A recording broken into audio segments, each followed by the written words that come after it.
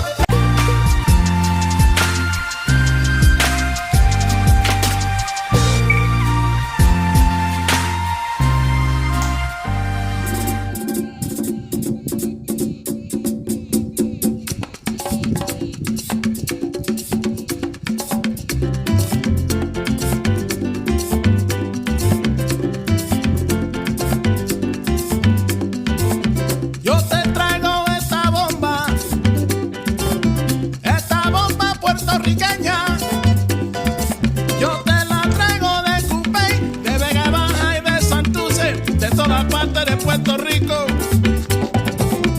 Esta bomba yo la dedico a toda mi gente de Puerto Rico, a la familia Fontanet, allá en Cupe Alto y Lo Mejía en Vega Baja. ¡Que gocen!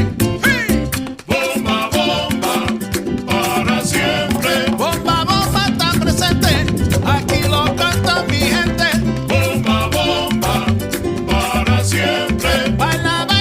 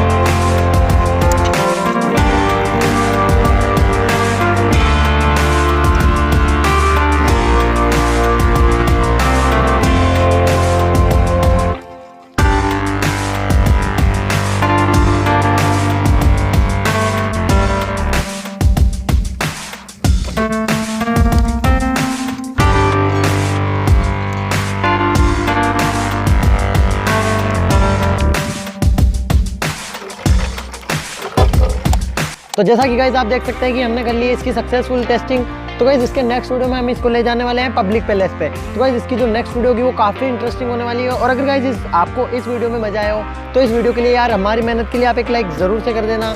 और अगर आप हमारे चैनल पर नए हैं तो चैनल को सब्सक्राइब करने के बाद उस बेल आइकन को ज़रूर से प्रेस कर लेना, क्योंकि हम इसी तरह की वीडियो लाते रहते हैं। तो चलो मैं मिलता हूँ इसकी नेक्स्ट वीडियो में, तब तक के लिए टाटा बाय बाय।